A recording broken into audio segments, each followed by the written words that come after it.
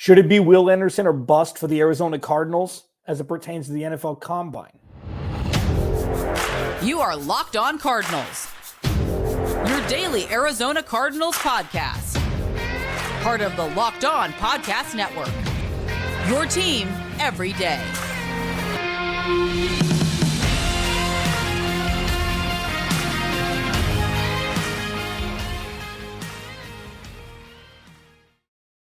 Welcome in, Locked On Cardinals. Alex Clancy here. Follow me on Twitter at Clancy's Corner. Follow the podcast at Locked On AZ Cards. Please subscribe to the YouTube channel as well. Trying to get to 3,000 subscribers, I should say, before the start of the 2023 season. Thanks for making Locked On Cardinals your first listen each and every day.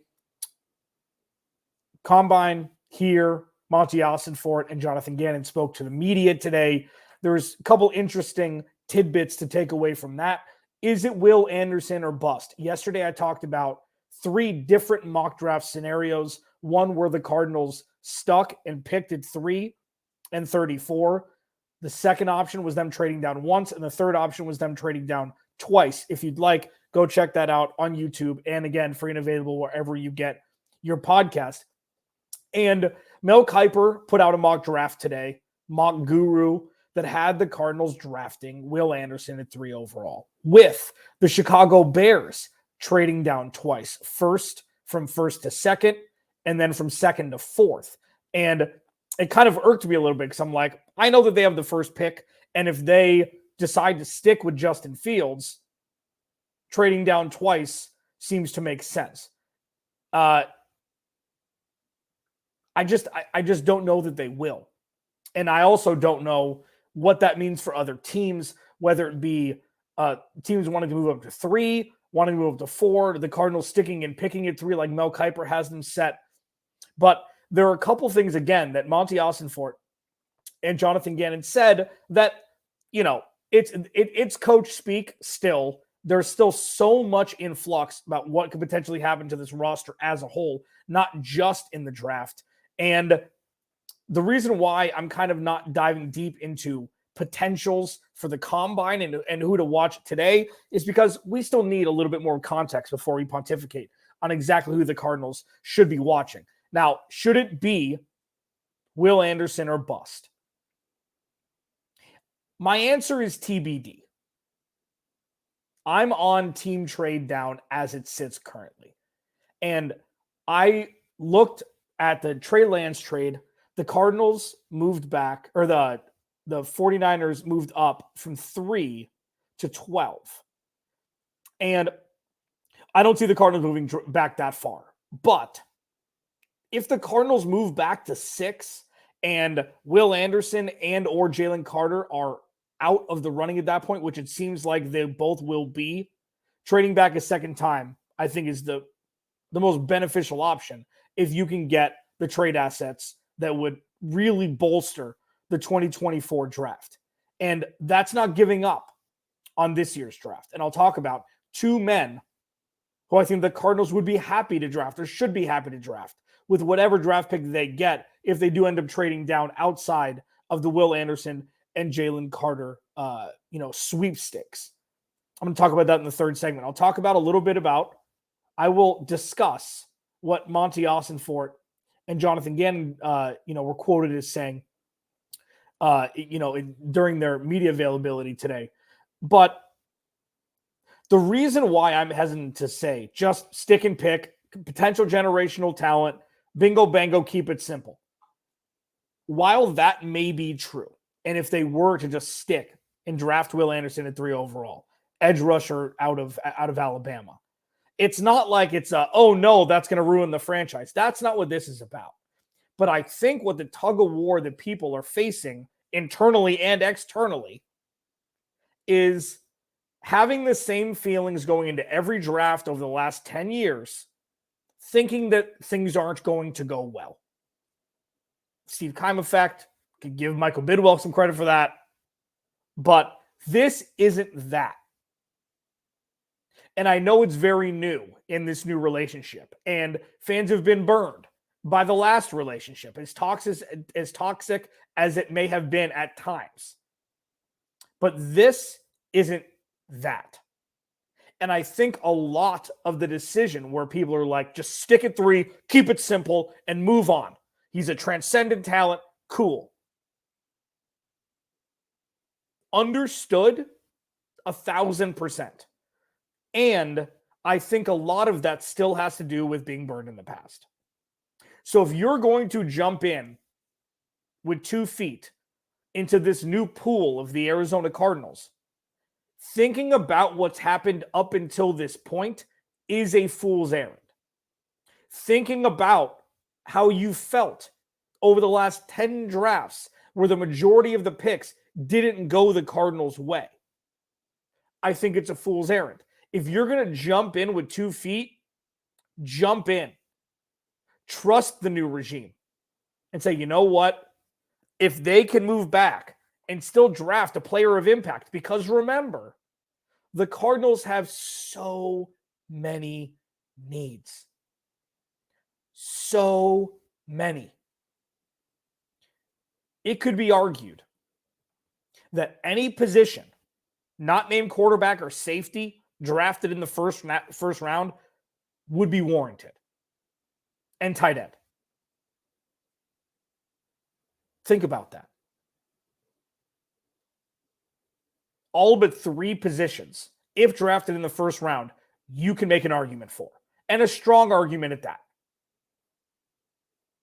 And that is one of the bigger things to keep in mind. Because it's not a situation where the Cardinals just need a pass rusher. It's not a situation where the Cardinals just need a run stuffer. It's not just a situation where Cardinals need a CB1. It's not that. It's everything. It's all of it. It's evolving. We don't know what this roster is going to look like at all going into 2023. At all. So going into the combine with the thought, oh, it's Will Anderson unless, the Cardinals get a sweetheart deal for 3 first-round picks, which isn't going to happen.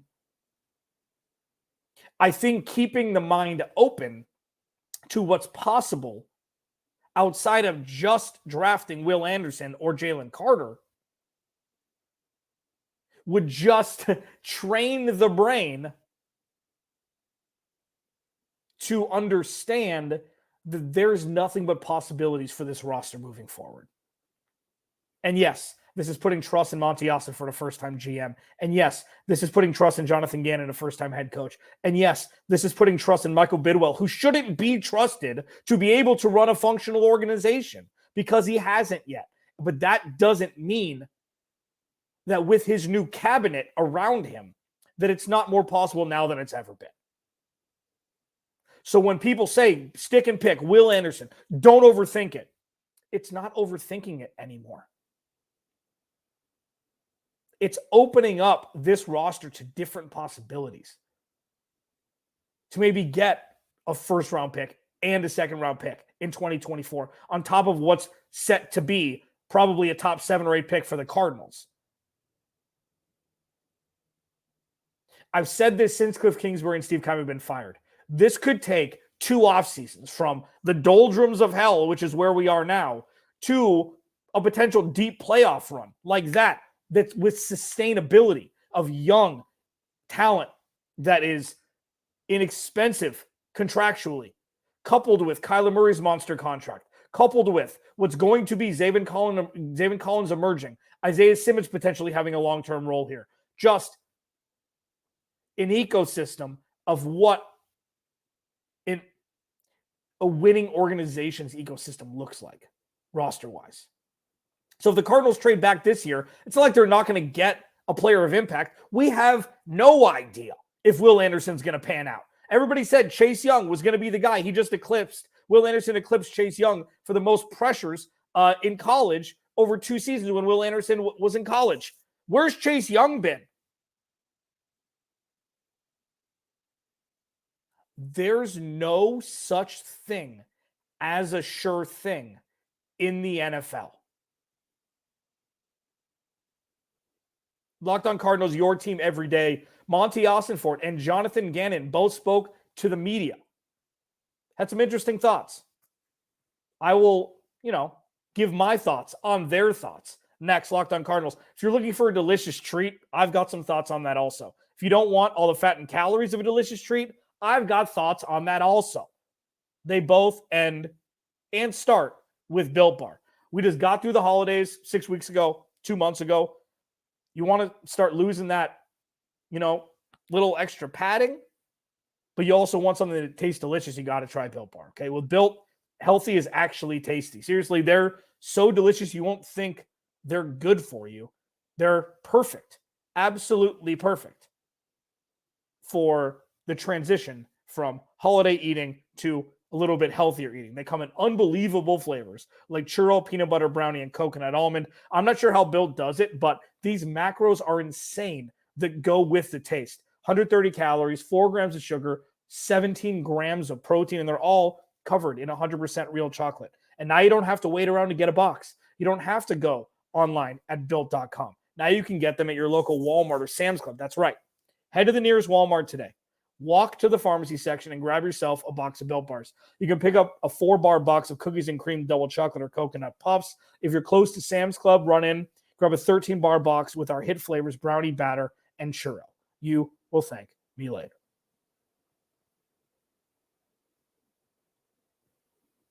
Locked On Cardinals, your team every day.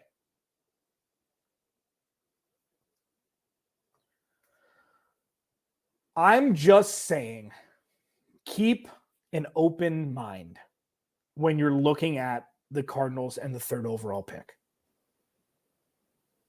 If they draft Will Anderson at 3, sweet. If they trade back and get an extra first-round pick in 2024, sweet. Regardless of how up and down the Cardinals have been and the high draft picks they've had and the futility that's come out of the draft for the most part over the last decade, that has zero correlation to the 2023 NFL draft. Legitimately zero correlative. It's something people are struggling with to understand. But this is the Arizona Cardinals in name only. Is it going to work? We don't know. But what we do know is what's happened over the last decade, the chances have never been greater that that's going to shift. Monti Ossenfort was talked to, questioned by media members at the Combine today. And when asked about the number 3 overall pick, when asked about, what their plans are, the quote was, Monti Ossenfort's quote, we're prepared to select a player with our pick. That said, our phones will be open for any team that desires to move up.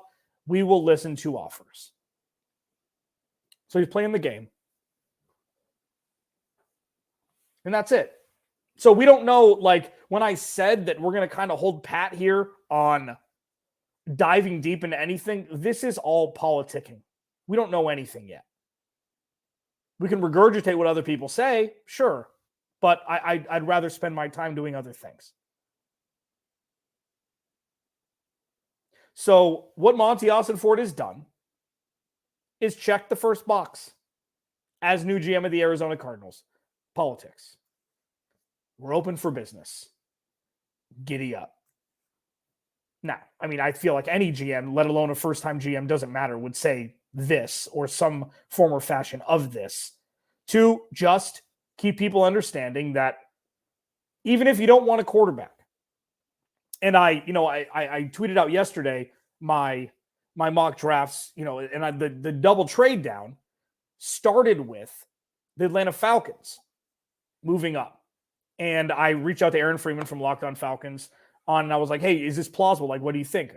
Is Ritter our guy? You're going to move up for a quarterback? And Aaron said something to the effect of, I don't see the Falcons moving up for a quarterback. Now an edge rusher, maybe.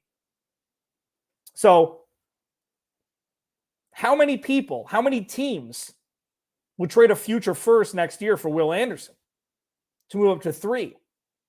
Doesn't just have to be a quarterback.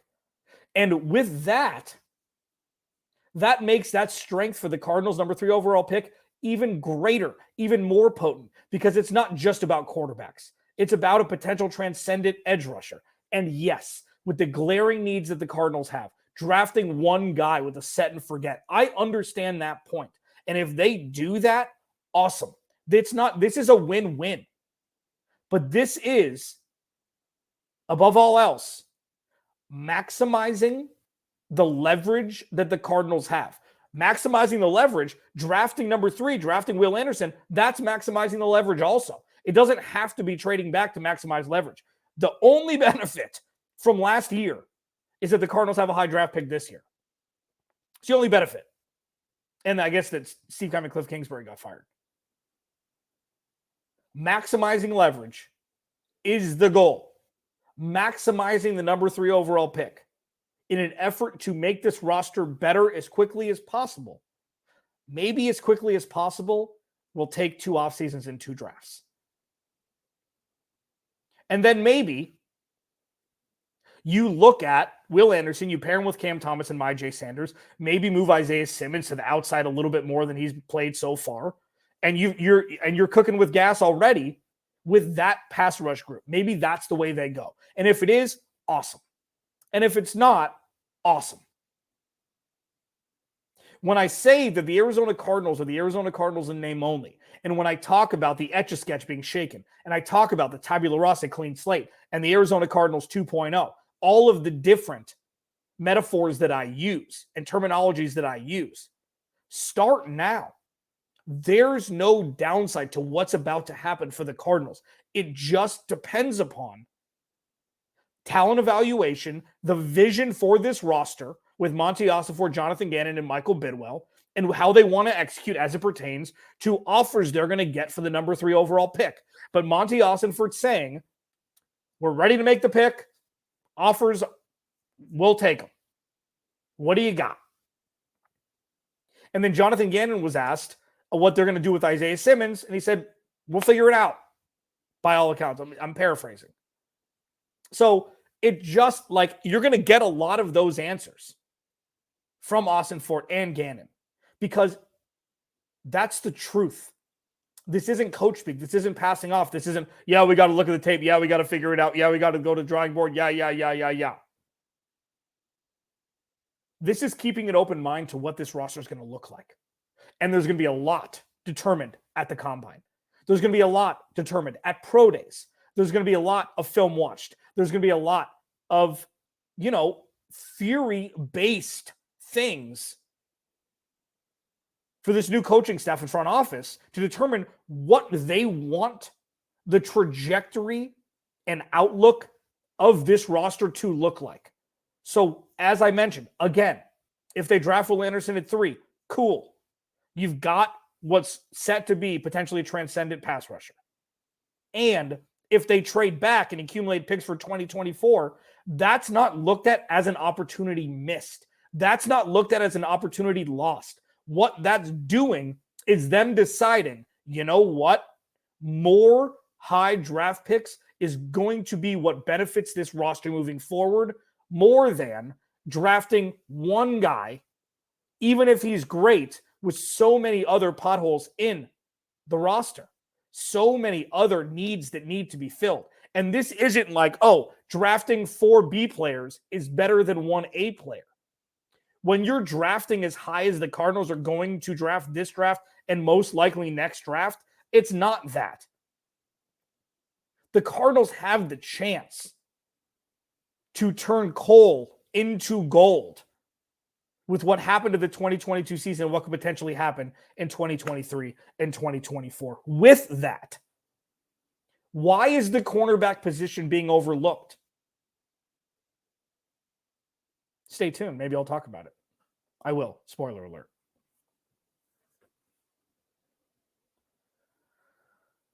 Thanks for hanging out. Thanks for making Locked On Cardinals your first listen each and every day, free and available on all platforms. Follow me on Twitter at Clancy's Corner. Please like and subscribe to the YouTube channel. Turn the notifications on. Continue to comment. I love interacting with people. I'm here giving what I think are the best ideas for the Cardinals moving forward in the Arizona Cardinals 2.0 regime. Why is cornerback not being talked about more?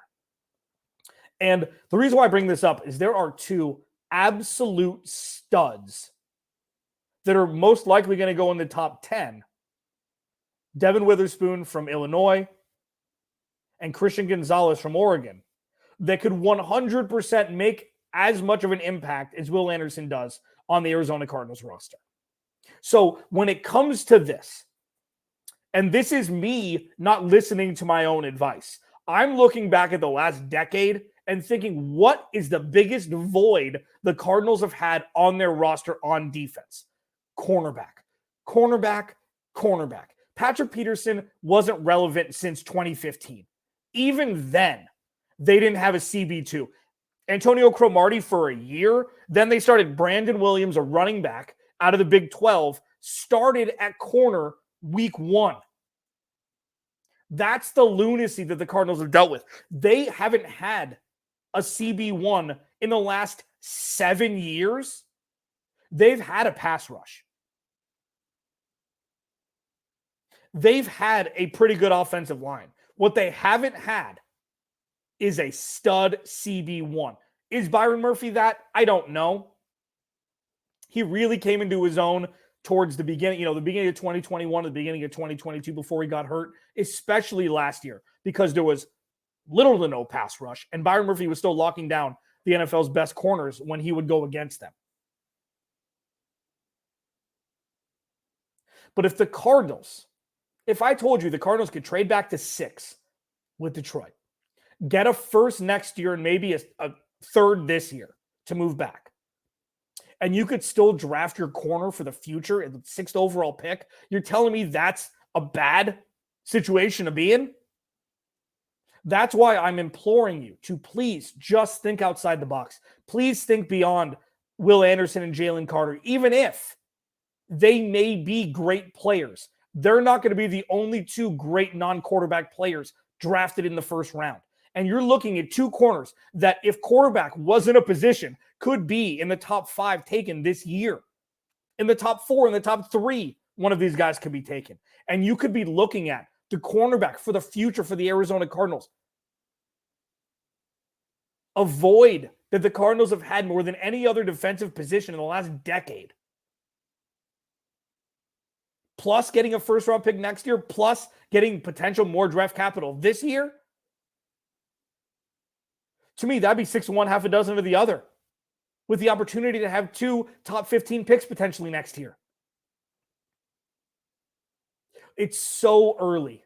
We're about 2 months away from the draft, with free agency smack dab in the middle. So these conversations are obviously going to change as free agency starts, as we get to see more about these players in the combine, and as holes are filled, and you'd think the Cardinals would strike a little bit more where the iron was hot, as opposed to last year where they were pretty much dormant. But if you look at it right now from the guys that it's 2 months away and free agency hasn't started yet, and I told you the Cardinals could trade back to 6, pick up a first-round pick, extra first-round pick next year, another draft pick this year in the top 3 rounds, and draft your corner for the future, you'd say that's a bad spot to be in compared to just drafting at number 3 overall? Hooey fish. That's why I implore you, think outside the box, because sometimes that's when the best drafts happen.